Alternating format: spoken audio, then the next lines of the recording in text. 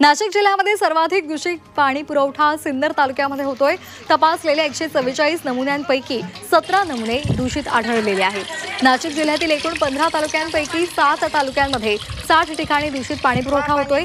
इगतपुरी, दिंडोरी, सुरगाणा, मालेगाव, कळवण या तालुक्यांमध्ये पाणी दूषित आढळलंय।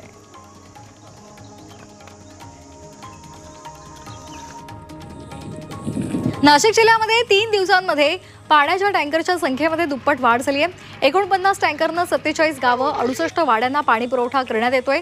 सर्वाधिक टँकर येवला आणि नांदगाव तालुक्यामध्ये सुरू आहेत।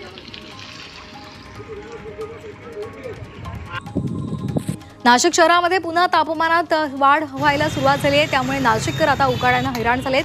यावेळी उन्हाच्या तडाख्यानं नागरिकांच्या आरोग्यावर परिणाम होताना पाहायला मिळतोय। दरम्यान या संदर्भात प्रशासनानं काळजी घेण्याचं आवाहन नागरिकांना केलंय।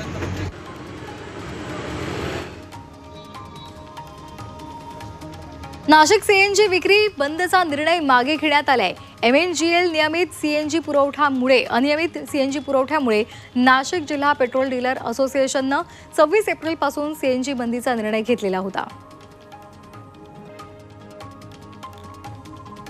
नाशिकमध्ये चोरीची गाडी विकणाऱ्या संशयिताला पोलिसांनी अटक केलेली आहे। इंदिरानगर परिसरामध्ये पोलिसांनी सापळा रचत अटकेची कारवाई केली आहे। पोलिसांनी कारवाई करत एक दुचाकी आणि 25,000 रुपयांचा मुद्देमाल जप्त केलाय।